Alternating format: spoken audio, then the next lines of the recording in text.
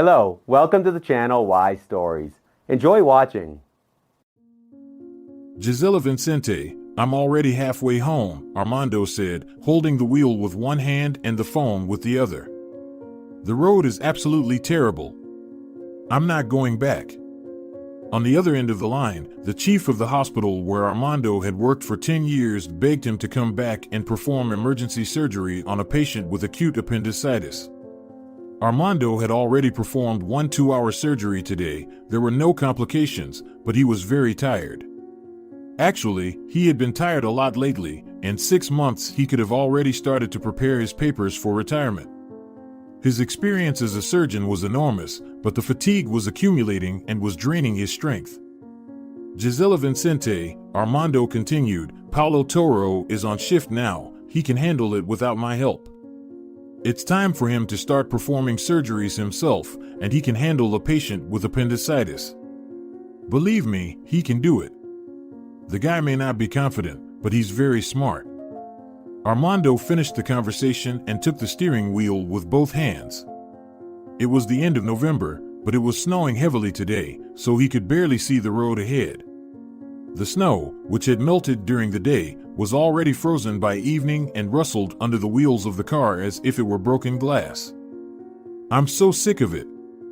Armando thought, I'll retire soon and forget the hospital like a bad dream. I'll travel around the world and see how people live in other countries. I'll get a tan in the sun, lie on the sand by the sea, drink a cold lemonade, and smoke good tobacco. But last year, almost the whole world was in lockdown because of COVID-19 and the borders were closed. A huge section of the hospital was isolated for coronavirus patients. There was not enough oxygen and ventilators in the intensive care unit, and there were not enough beds. And even though they transformed this coronavirus section into an isolated red zone, not many doctors followed the precautionary measures. Moreover, many of them did not even believe in the real existence of such a deadly virus. Such an attitude seemed strange to Armando because there were too many deaths in the hospital. Armando sighed heavily, and he really wanted to get rid of all this mess, and at the same time, he was afraid of it. So his thoughts of traveling to the hot countries were only naive attempts to convince himself that it was time to retire. In reality, he had no idea how he was going to live and what he could do 24 hours a day without his job. That annoyed him from time to time, but still, he loved that job. He could not yet imagine his life in the future. He frowned and hit the gas a little harder as he wanted to get home as soon as possible. And at that moment he saw a huge dark silhouette in the headlights, covered with snowflakes flying towards it. He hit the brakes sharply, the car scraped through the icy crumbs, spun twice around its axis, and stopped. The seatbelt painfully pressed against his chest. A meter away in front of him Armando saw a huge moose, standing absolutely calm, twitching its legs and blowing thick clouds of steam from its nostrils. The moose was looking straight at him. The light of the headlights was mirrored in the animal's eyes as red embers. Armando's heart was beating frantically. He was lucky that he hadn't been swept to the side of the road into the woods and overturned the car. The moose nodded its head, wagged its terrifyingly large horns, and walked slowly to the other side of the road. Armando waited for a moment, wrapped in the exhaust fumes, and then he drove forward, looking intently at the road. But before he even had driven 20 meters, he saw a new obstacle ahead. A human body, slightly covered with snow, was lying in the middle of the road. It was hard to believe everything that was happening, but there was no reason for Armando to doubt the reality. He got out of the car and approached the body. It was a girl wearing only her underwear. Armando palpated her pulse. Her heart was barely beating. There was a blood stain under her head. No other injuries were noticeable at first glance. Armando looked around carefully. As far as the snowfall allowed him to see, within 10 meters there was no car that the girl could have fallen out of due to an accident, and there was no other reason to explain why she was in the middle of a snowy night road. And anyway, who drives a car almost naked in November? There was no time to think of any theories. The girl was in a critical condition. She needed immediate help. There was no point in calling an ambulance. By the time they got there, it would be too late. Armando went back to the car, opened the back door, then took the girl in his arms and carefully put her inside. He turned on his phone and dialed a number.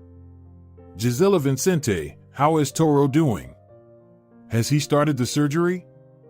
Good. When he's finished, tell him not to relax. I'll be right there, I need his help. No. Something happened to me on the way. I'll tell you about it later. The girl with the craniocerebral injury, we have to do a CT scan and take all the tests urgently. She may need surgery. No, Gisela Vincente, I'm all right. I was not involved in any accident, and I didn't even witness it. I found her in this condition in the middle of the road. Anyway, I'll be at the hospital in about 30 minutes and I'll explain everything there. All right, wait for us. Armando's heart kept pounding in his chest. If it had not been for the moose, who knows if he would have seen this girl on the road or driven over her in the dark. Probably he would not have seen her. That moose was on the road just in time. If the girl will recover, she would have to put up a monument to the moose. Armando turned around and drove in the opposite direction. This time he drove fast, not paying attention to the snow. He had so much adrenaline in his body that now he could see every object on the road and control himself as he did during the most difficult surgeries. Sergio was already standing outside the hospital with a stretcher. The two of them carefully moved the girl's body onto the stretcher and made their way to the MRI scanner. Gisela Vincente and a nurse caught up with them in the MRI room. They took a quick look at the girl, checked her blood pressure, took blood from a vein, and did a test. An MRI showed a serious craniocerebral injury, but it didn't require surgery. The bone was slightly shattered, and the brain was bruised, but it wasn't critical. However, Armando didn't like the look of the girl. There was some other reason for her bad condition. She was almost in a coma. He requested an ultrasound of her heart and abdomen. Who knows how long she had been lying on the pavement at 7 degrees below zero. Her kidneys or liver could have been seriously damaged. The ultrasound showed a problem with her kidneys, and it was not caused by the cold. The reason was far in the past. A more thorough examination was necessary here. But at this point, it was obvious that the girl's kidneys had failed. Treat the wound. Armando commanded again. Is there a bed available? There is one, Nurse Marissa said. Does she have any identification papers? How should we register her? She didn't have anything with her, Armando answered. When I found her, she was only wearing her underwear. Maybe we should call the police. We can keep her till morning, but then we might have some problems if we don't have any papers. Right, Armando agreed, but we can't just leave her outside. We'll sort it out somehow, and I'll call the police myself. And what does Gisela Vincente say? Nothing. What can she say? She is as confused as we are. All right, Marissa said, I'll do whatever you say. Armando left the MRI room and went to the lounge room, and Paulo Toro was already there, excited about his first self-performed surgery.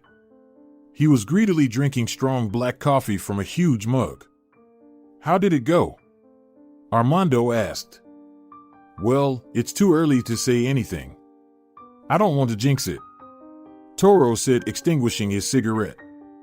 I'd better be silent for now. Everything will be clear tomorrow. Armando grinned tiredly. Why are you so superstitious, Paulo? He said.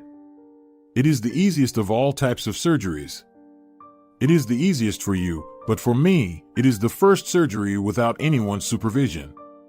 When you were young, were you as confident as you are now? I probably wasn't.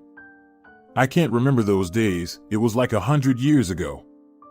What was that noise in the waiting room? A girl with a head injury and kidney failure. Should we do the surgery? You asked me to stay focused. No, we need to find out all the details first. Thank God, Toro exhaled. I'm still shaking. 2 surgeries in a row are still too much for me. You can relax now, Armando reassured him. Excuse me, I have to make a phone call. He left the room and called the police, explaining briefly what had happened. The police promised him that an investigator and a forensic expert would be at the hospital by morning. It is not clear what use a forensic investigator would be in the morning when there would be no trace of the incident on the road, but Armando was offered no other options. The girl, who was still unconscious, was connected to an artificial kidney. They stitched up the head wound and took additional tests. Her condition has more or less stabilized. At least she will surely make it until the investigator arrives. Armando sat down on a bench in the empty hallway where the fluorescent lights flickered. He didn't feel like talking to anyone. After he ran out of adrenaline in his blood, fatigue came over him with even more force. His eyes were closing, and his thoughts were confused in his head.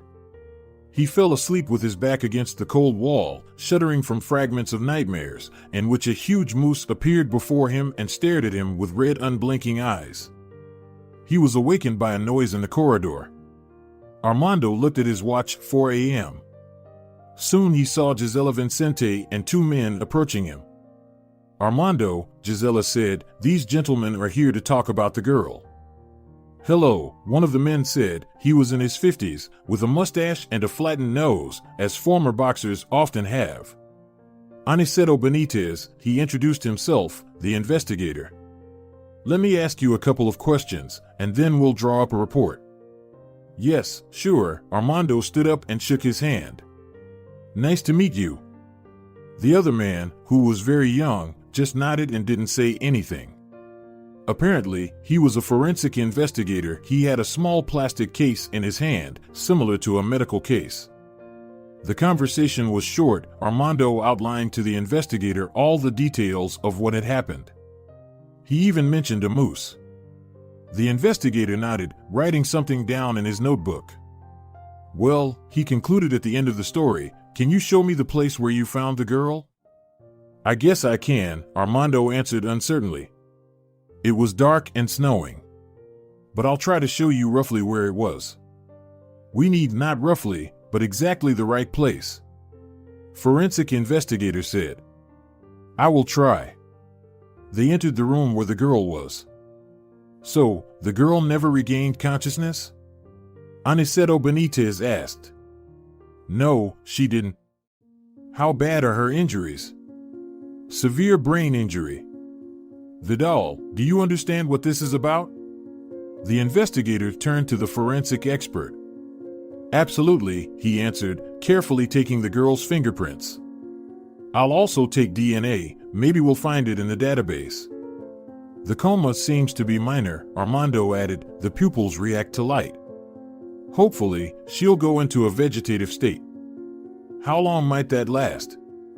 Will she be able to talk?" "I don't know. Maybe a week, maybe more than a month.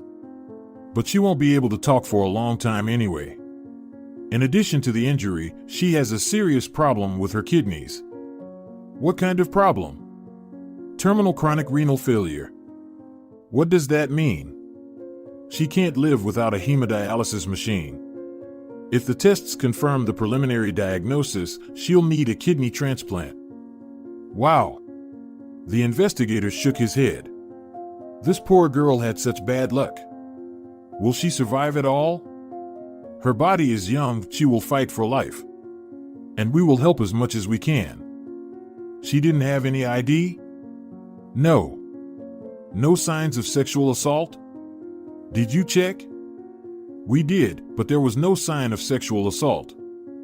"I got it. So, are you ready to go to that place right now?" "Sure, let's go." Armando went into the lounge room to get dressed. Red-faced and nervous Gisela Vincente followed him. "Armando, what did they say?" "Well, nothing yet. Now we're going to go to the place where I found her." "Will they find out who she is?" "How should I know?" "They'll try. But what are we supposed to do?" "We can only hope that she wakes up, and then everything will be clear." "Armando, don't say wakes up. I hope we can get her into a vegetative state. It's going to take a long time to treat her. The committee will be here soon. What should I tell them?" "Don't tell them anything yet. After all, they are coming to check the wards of patients with coronavirus. Why would they care about this section?" I don't know, Armando. They might decide to check all the wards. I don't feel well. I have a bad feeling. Why are you all so superstitious today? Toro says the same thing today. What did Toro say? Come on, Gisela, everything will be fine, don't worry. Okay, I have to go. Good luck. A pale Gisela said in a trembling voice. Gisela, please, relax. Armando was indignant. He frowned and left the room. He managed to find the place where he found the girl. There were traces of blood because city services had not yet had time to clean the road. Forensic investigator Vidal took all the necessary samples, took measurements, and photographed every detail. Even Armando's car was checked for signs of a possible accident. Do you think I did it? Armando asked, pointing with his eyes at the forensic expert. That's our job, Armando, you have to understand it. It's important to check even the most unbelievable versions. Yes, right. Of course, the doctor agreed, I understand that. At that moment his phone rang, the number was unfamiliar. Hello, I'm listening. Armando Borrego? Armando didn't recognize the voice on the phone either. Yes, it's me. Where are you?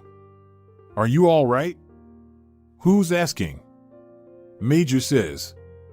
Tell me, where are you now? At work. Is everything all right? Why are you calling me? Okay. There was some noise and worried people's voices on the other end of the line. Tell me, did anyone else live in your apartment besides you? Major, I don't understand why you're asking me all these questions. Can you explain? Yes, of course.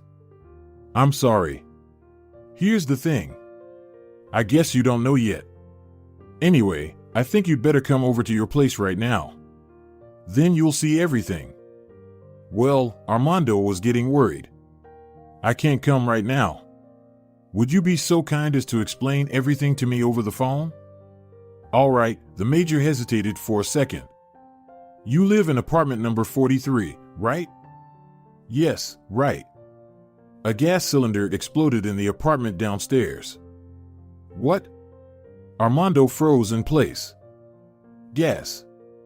Explosion. 3 apartments are completely destroyed. We're working through the rubble right now, calling the residents. Thank God, no victims. Only a granny on the 3rd floor was injured. But still, you'd better come. Armando was still not thinking straight after the events of last night. And now, his mind refused to work at all. Too many things happened in such a short time, it just couldn't fit into his mind. Did someone else live with you? The major asked again. No, I lived alone. Well, then you were lucky. If you had been at home, you would have had very little chance of surviving. You must come as soon as you can. All right, I will. Armando turned pale, holding the phone in his hand. Has something happened? The investigator asked. I can't believe it, Armando said in a half-loud voice. What is it? There was a gas explosion in the apartment downstairs. It's horrible. The major exclaimed. Were there any victims? No, no victims. I have to go home. Can I go? Yes, absolutely. Just sign the report. Are we done here, Vidal? Yes, we're done, the forensic expert replied. I have no more questions for you, Aniceto Benitez continued. If you have any questions or have any news about the girl's condition, here, the investigator held out his business card. Call me anytime. Okay, Armando took the card and put it in his pocket. Goodbye. I'll call you if there's any news. Goodbye. Armando got in the car, started the engine, and drove home, trying to calm the uncontrollable thoughts in his head. A sad picture awaited him outside the building. It was clear that there was nothing left of his apartment. It completely collapsed to the floor below with all its contents. His bed, on which he was going to sleep that night, was standing upright and was crushed to the side by a heavy stove. The major told the truth. There was no chance to survive. He found Major Says and asked what he should do now. They'll provide you with a room in a hotel nearby, he said. You'll have to stay there for a while. Don't worry about the papers and the stuff that survived. Everything that survived will be returned to the owners. We'll call you when the necessary procedures and investigative actions have been carried out. Meanwhile, go to the city administration. If you don't have a passport with you, show your driver's license. They will explain everything to you in detail, and in the evening you will already be in the hotel. And what about the apartments? Armando pointed to the building. Can they be restored or what? I can't say anything yet. The specialists will figure it out. The main thing is that everyone is alive. Don't worry, they won't leave you without a place to live in any case. Until the evening, Armando walked from one office of the city administration to another, signing a bunch of papers. After the paperwork was done, he finally made it to the hotel. His room was small but very comfortable. There was everything he needed except for the internet. Even lunch and dinner were free. The coworkers even offered to chip in for a rented apartment in case something went wrong at the hotel. Armando tried to stay calm. He assured everyone that he would cope with the problem himself. However, he was sincerely expressing his gratitude for their care. By the evening, he was very tired from the stressful shift. He didn't want to go back to the hotel. A couple of times he checked on the girl he had saved, asking Nurse Marissa if she had regained consciousness at least for a minute. Marissa shook her head in the negative. Gisela paced the wards and corridors more gloomy than ever. She hated the whole situation with the new patient more and more with each passing hour. She looked at Armando obliquely but didn't say anything. This made Armando feel more and more guilty, as if it was him who had hit the girl on the road, hit her in the hospital, and then blew up his own apartment. He felt depressed, and he didn't know how to dispel this darkness so that the sun would shine in his life again. Paulo Toro, watching the torments of his mentor during the entire day, could not stand it anymore and suggested that Armando come to visit him in the evening. He lived alone in a one-bedroom apartment, 3 blocks from the hotel. Armando agreed he needed to talk to someone, and Paulo turned out to be a good, sincere guy, and, most importantly, he knew the line, which should never be crossed in personal, soul-saving conversations. They had been comrades for 2 years, since the day when Toro came to the hospital after graduating from the medical academy to learn from an experienced surgeon. Paulo's apartment looked surprisingly comfortable, beautiful curtains, a soft turquoise carpet on the floor, and a huge plasma TV over the fireplace. He even had an aquarium with colorful fish, which Paulo immediately went to feed as soon as they entered. For a young guy who lived alone, the atmosphere was very refined, and Armando immediately told Paulo about it. Paulo brought a bottle of wine, ordered some Japanese food, and they sat down at the table. The conversation was relaxed and friendly, and they moved smoothly from one topic to another. Have you ever thought about starting a family? Armando asked when the conversation turned to plans for the future. Of course, I thought about it, Toro answered. But I think I need to make some money first. A family means kids, and if you have kids, you need a lot of money. Well, they won't all appear in one day. Armando objected, feeling the alcohol begin to flow warmly through his body. All the problems will be solved step by step. It's always scary to think about it. I had similar doubts myself when I was young. You have never told me about your family, Armando, Paulo remarked. I don't even know if you are married or not. Were any of your loved ones injured in the explosion? No, Armando thought about it. I was married, but we never had children. She had health problems that prevented her from giving birth. And 4 years ago she died. Yesterday was the anniversary of her death. Really? I'm sorry, I didn't know about that, sorry. Armando didn't say anything back. Are your parents alive? Toro asked after a pause. My mother lives in the countryside. She's 76 years old. It's quite far from here. I go to see her every summer on vacation. I keep begging her to move to the city, but she refuses. She's stubborn, she's lived there all her life. She only went to the nearest city a couple of times, and she didn't like it there. What about your parents? They live far away, too. I have 2 sisters and an older brother, but he's in the military, I don't see him much. They all have their own families. At that moment Armando got a phone call. The screen of the phone said GV. Hello, Gisela Vincente, he said. Armando, good evening. Although, the evening probably isn't so good. I wanted to talk to you this afternoon, but everyone was bothering you. I thought maybe I could solve the problem myself, but I still haven't. What's the problem? It's the same problem, Armando, the problem with that girl. What about the girl? Armando got tense. Anyway, in the morning I got a call and they told me that in 5 days they were going to bring in an emergency patient with kidney problems. The ICU machine will be needed. There's only one available machine in the hospital. We have to find a solution, but I don't know what to do. I can't say no to them, you know? The person who booked the room is very powerful. Did the investigator find out who the girl is? No one's called yet, Gisela. Do you have any suggestions?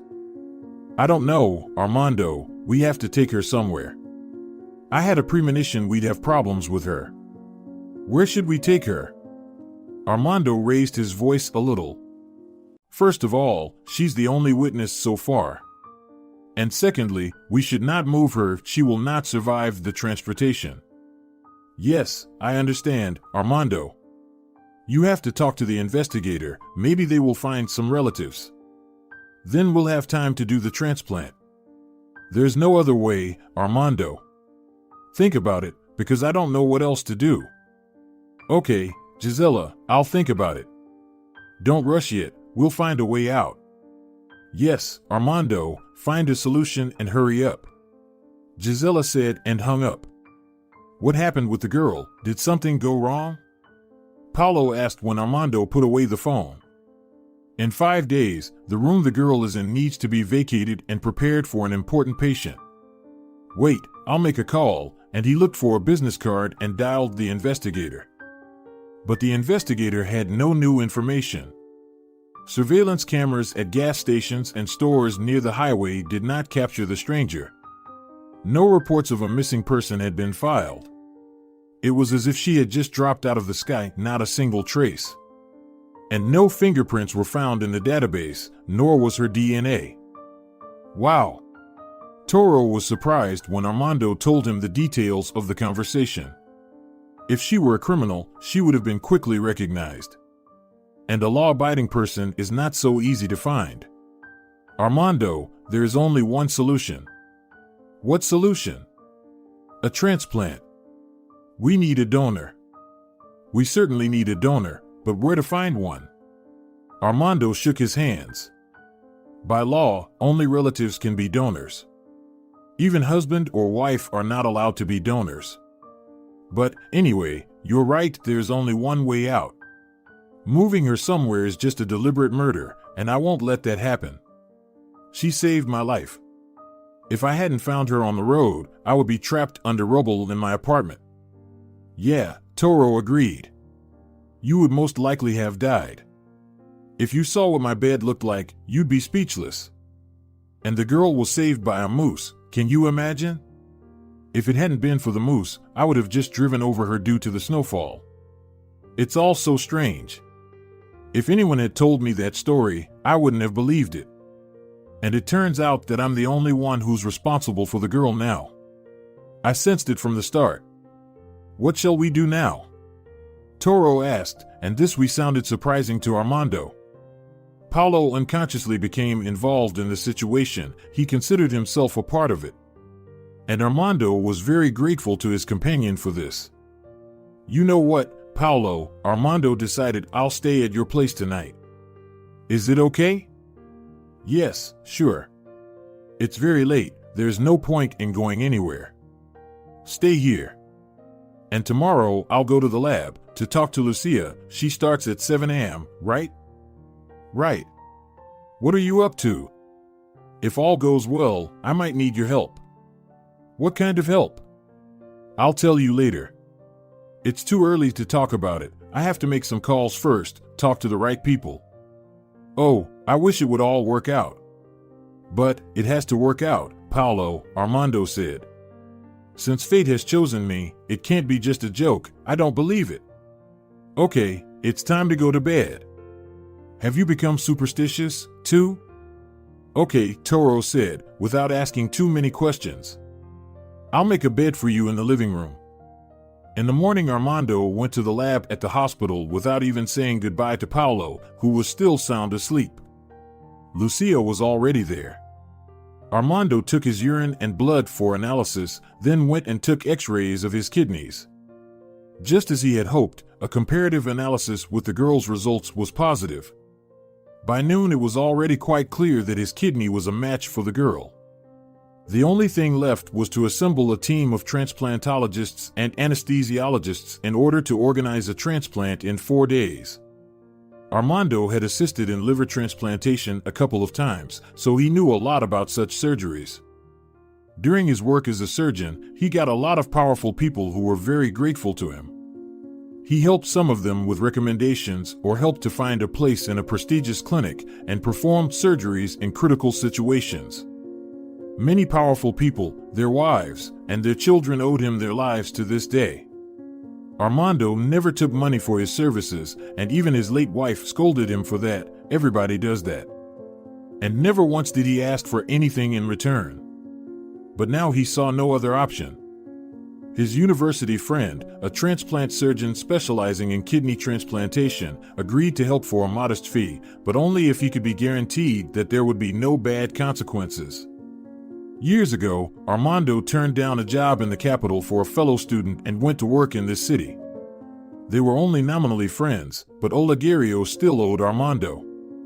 He had to call the prosecutor if Armando had also helped his son some time ago. The prosecutor promised to protect him in case of any problems. Sooner or later, the girl's relatives would be found anyway. And then it will be possible to work with the papers in a certain way so that everything fits together for the inspecting authorities. But now he had to hurry. His friend, a transplant surgeon, managed to assemble a team and promised to arrive on site in 3 days to prepare everything properly in the operating room. Toro also agreed to help, as did Nurse Marissa. Only Gisela Vincente was nervous and even angry, realizing that if something went wrong, she would simply lose her job. Moreover, she knew that this was a serious violation of the law, and she could even go to jail. She didn't give explicit consent to this desperate step, but she didn't say no either. She told him not to mention it in front of her, as if she knew nothing about his plan. She even got a short-term vacation, making Armando the interim CEO of the hospital. When the commission came to inspect the hospital, she quickly showed them the wards where patients with coronavirus were being treated. Later, she offered them a lavish dinner at an expensive restaurant, violating quarantine regulations, and disappeared. She even turned off her phone. 2 days later, there were 3 pieces of good news waiting for Armando. First, Olegario kept his promise and came to the hospital with a team of 3 doctors. Without asking too many questions, he looked at the scans and tests and was surprised at such a high degree of compatibility between Armando and the girl. He even asked if she was related to him. Olegario, are you kidding? Armando objected. If that was the case, why do we need all this secrecy? The test results are incredible. You know, anything can happen in life. But anyway, you know better. Nothing like that has ever happened in my life, Olegario. And a relative that I don't know about can't suddenly appear either. All in all, this fact, which struck Olegario, was the second good news. And the third thing that particularly pleased Armando was that the girl began to open her eyes and make reflexive movements. After all, her condition went from a deep coma to a vegetative state. The surgery was still complicated, but Olegario had a lot of experience, and the anesthesiologist who came with him was no less experienced. In addition, Armando's apartment could be repaired, and in a few weeks, the repairs were to be finished. Now all that was left to do was to pray that the surgery would be successful. Gisela Vincente kept hiding from her coworkers and remained unavailable by phone. Everyone resented her for her cowardice. It took another day to prepare for the transplant. Armando signed all the necessary papers where the girl was registered as his daughter. They did not enter her first and last name yet, leaving an empty space. Armando also signed a paper stating that in case of failure, he would be the only person responsible for breaking the law. The whole team realized that this paper will not protect them from responsibility, but there were no other options. Paulo Toro was more worried than the others. Armando tried his best to make him optimistic and even suggested that he should be operated on under local anesthesia. But Olegario categorically refused this idea. It would not help Toro anyway, but Armando could involuntarily stress himself and thereby additionally overload his not-so-young body. Everyone was aware of how much they were risking. In case of a bad outcome, it would be impossible to explain what had happened. In this case, even a prosecutor will not be able to help them. Maybe in a year or two, they would be able to resolve everything at the cost of nerves and money, but they realized they could lose their licenses or even go to jail. And Armando, as the initiator of this venture, risked more than anyone else. Olegario did not say a word about the possible consequences. Either he was so confident in his professionalism, or he knew that he had a debt to repay. And he was sincerely paying his debt. He was doing this because Armando had once given up his prestigious position to him. Marissa was the most excited. She marveled at what Armando had done because it was the only way out. All other ways led to the death of the unknown girl. Everyone knew that Marissa was a very romantic person, which is not often the case for medical professionals, especially experienced ones. And only Lucia knew that this fragile, romantic girl also came to the lab and tested compatibility for donation. The result was negative, even her blood type was different. The atmosphere of some mysterious miracle that was about to happen was in the air. On the day of the surgery, everyone became superstitious. They prayed in the shower and touched their talismans hidden in secret places unknown to anyone except the owner. The last words of the anesthesiologist sounded as if from a distance, losing their clear meaning. Armando opened his eyes once more to look at Toro, who was focused and serious. Noticing that Armando looked at him questioningly, he nodded slightly. Armando calmed down and fell asleep. Armando's awakening was painful. His consciousness could not adjust its focus in any way. The girl was lying on the next bed to the left. The window in the ICU room was open, and it was really cold in the room. "Wake up, Armando," the voice came from Marissa. Armando recognized her. He looked to the right and saw a nurse in a medical uniform, wearing a pink sweater underneath. She was looking at him with a smile. So, Armando's words sounded uncertain and hoarse. "Everything went well?" "Everything's fine," Marissa confirmed and closed the window. "Is Olegario still here?" "When did the surgery end?" 2 hours ago. "The doctor is still here. He and his team will leave in the evening." "Should I call the doctor?" "Yes, call him, please." Marissa left, and 10 minutes later Olegario showed up. "Well, Armando, how do you feel?" he asked right away. "I'm fine. I'm not thinking straight yet. I've never been in a patient's shoes." "Good experience. What about the girl? How'd the surgery go?" "She's stable, and her kidney's working. Everything is normal in that sense. The complications occurred in a slightly different part." "What happened?" "Gisela Vincente will tell you. I just want to say, don't blame yourself, no matter what happens next. I knew what I was doing, and I have no complaints against you. Keep that in mind, and we'll sort it out as we go along." "I don't understand," Armando frowned. "What's the problem?" "Gisela will come to you later and tell you everything. I don't know all the details yet." "All right, Armando, I have to go. I have to leave in the evening. We have surgery the day after tomorrow." "Okay. Thank you, Olegario. I'm forever indebted to you. Don't worry about it, and don't rush it. Let everything settle down. Bye." And Olegario left, leaving Armando completely bewildered. By lunchtime, he felt better. Marissa was bustling around him and that girl. But she could not answer any questions about the problems that Olegario was hinting at, either because she knew nothing or she pretended as if she didn't understand. The situation was clarified only by Gisela Vincente, who appeared in the room only at 4 p.m. and asked Marissa to leave them alone because she needed to talk to Armando. "Armando," she said, "I understand everything. You saved a situation that seemed hopeless.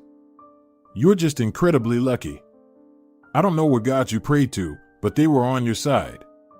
But try to imagine yourselves in my shoes. Do you have any idea what would have happened to me if the result had been the opposite? You'd be retired in 6 months, and you can even get a disability, but I could have gone to jail. And I have to support my grandchildren. My older daughter, she filed for divorce. Do you have any idea how hard it is to raise and provide for children? No, you don't know anything about it. Anyway, I couldn't stand it. Even if you curse me, I won't ask you to forgive me." "Wait, Gisela," Armando interrupted her. "I don't understand anything. What happened? Can you be more specific, because everyone is expressing in riddles?"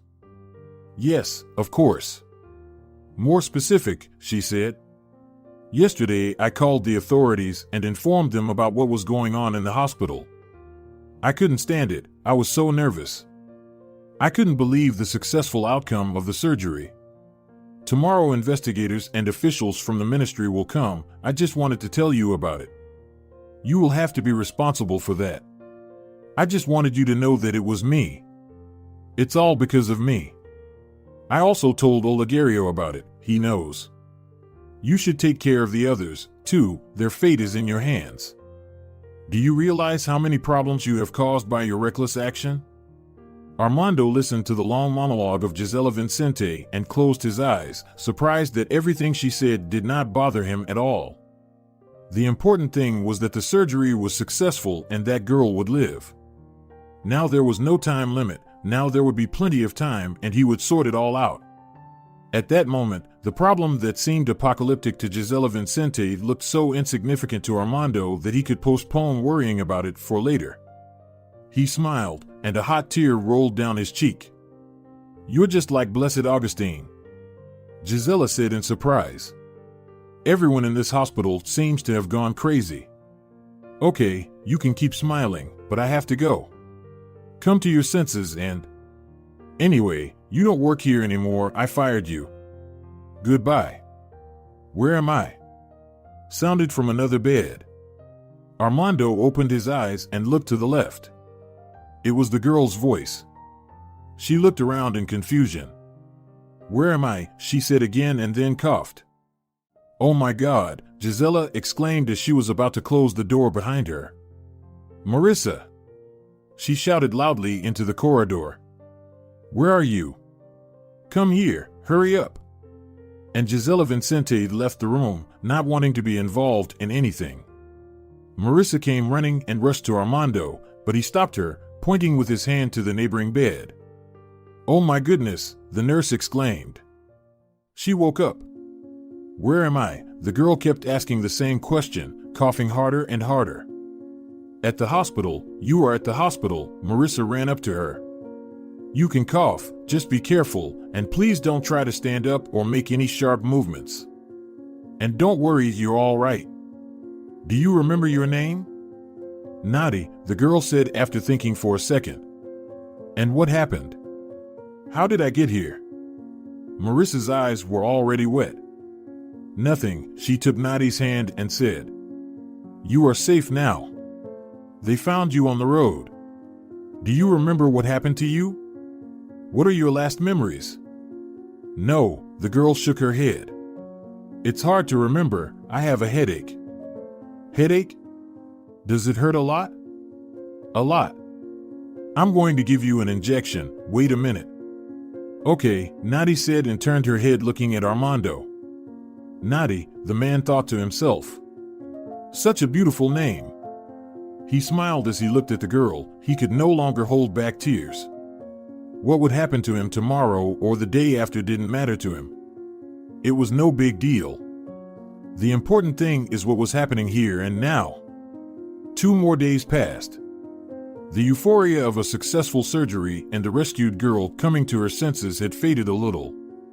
That euphoria was replaced by a problem in the form of a ministry investigation team that came to the hospital from the capital.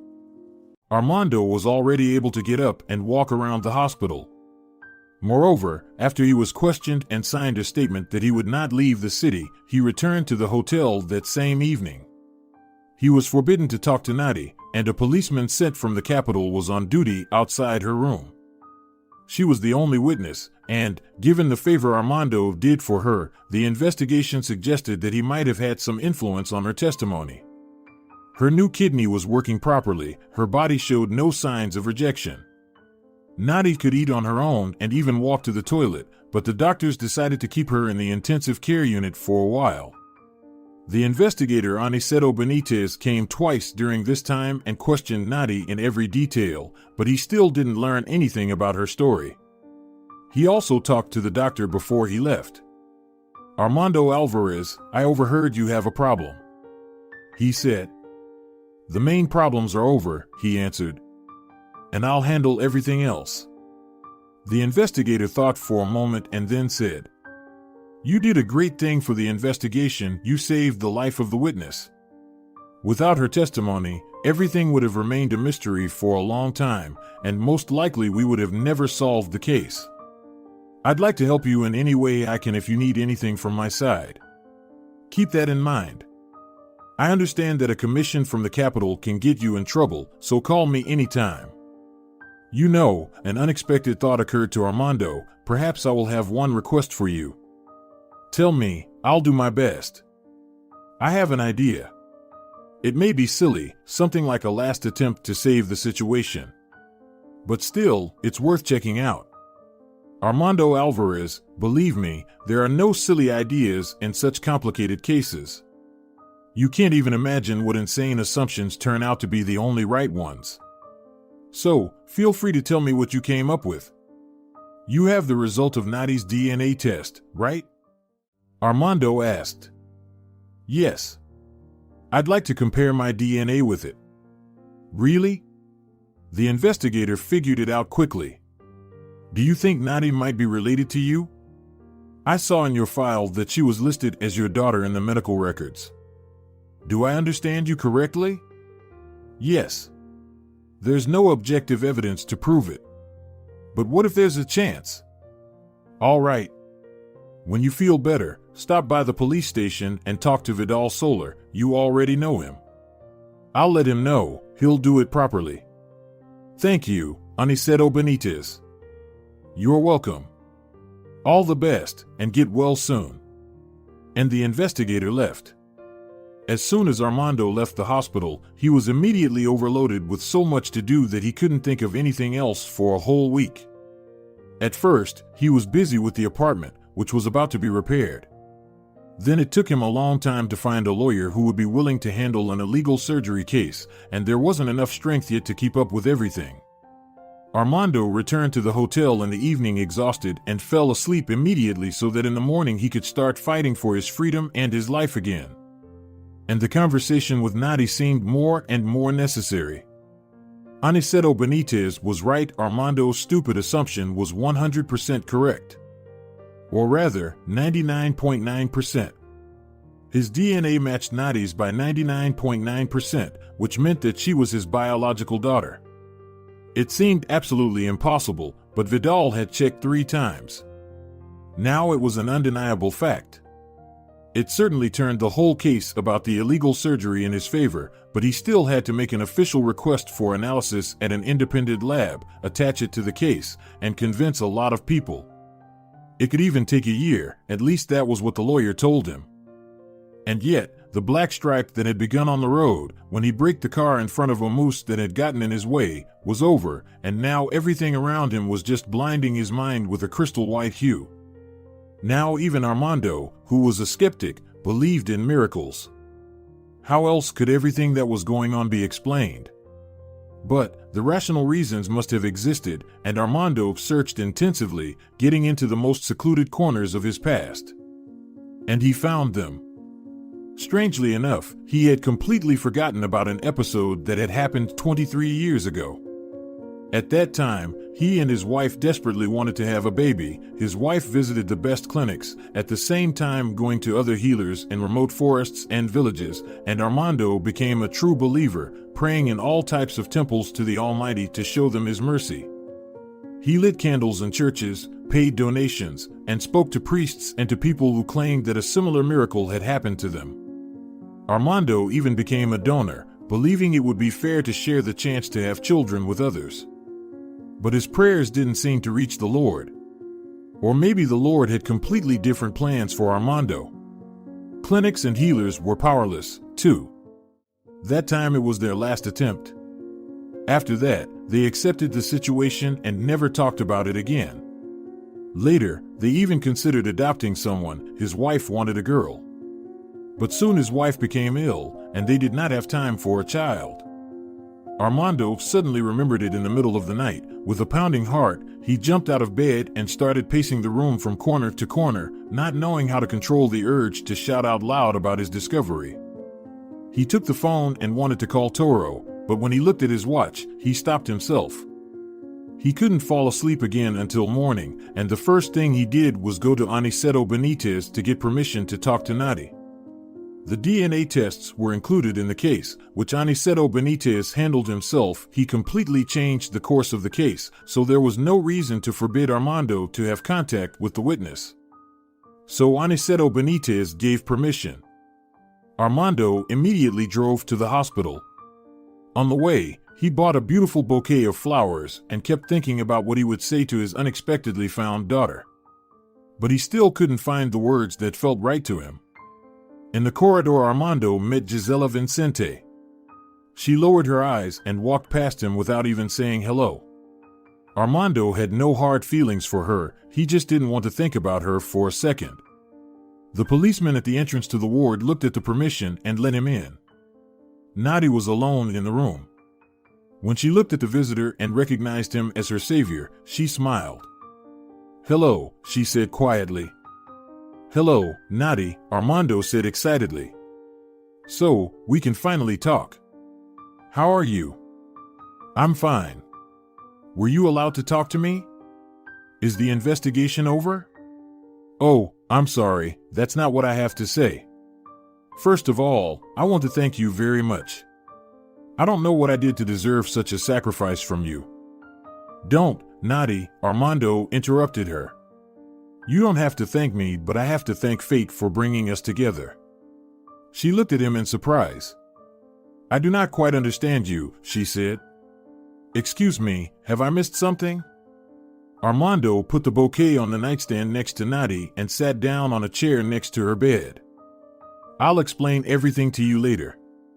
In the meantime, can you tell me how you ended up on that road? Did you manage to remember anything?"